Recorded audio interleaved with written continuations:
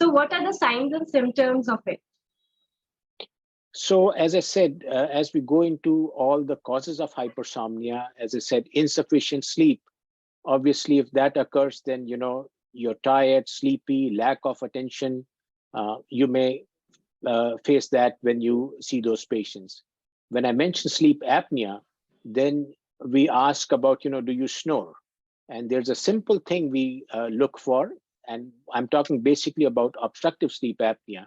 But that I mean stop bang. S stands for snoring, T stands for feeling tired, O stands for has anyone observed you stop breathing at night, P stands for high blood pressure, B stands for your BMI, A stands for age.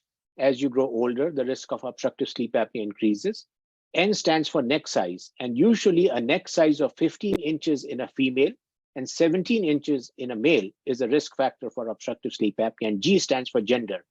Till a woman reaches menopause, obstructive sleep apnea is seen more in males than in females. And once after menopause, it is equally seen. Then when we talk of restless legs or restless limb syndrome, we ask simple questions. Do you have an abnormal feeling in your extremities? It can happen in your legs or in your arms.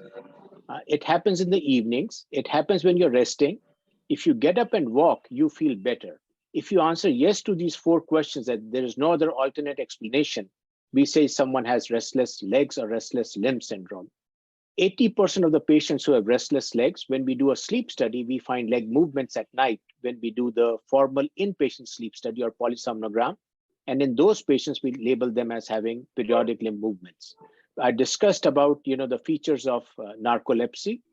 Then obviously, depression, we get the history from the patients, and usually if someone has anxiety, usually they have trouble falling asleep, and if they have depression, usually they wake up early in the morning and have trouble going back to sleep. And otherwise, there are other symptoms also, which may suggest that someone has depression. We definitely have to look at the medication list. And again, as I said, if nothing else falls in those categories, then we think of idiopathic hypersomnia. Some of the hallmarks of narcolepsy, for example, the question you asked me before was, people don't sleep too well. And during the daytime, they fall asleep driving, they fall asleep talking. And if you ask them whether they take naps, they say they take short naps, like 10 minutes, and they are refreshing.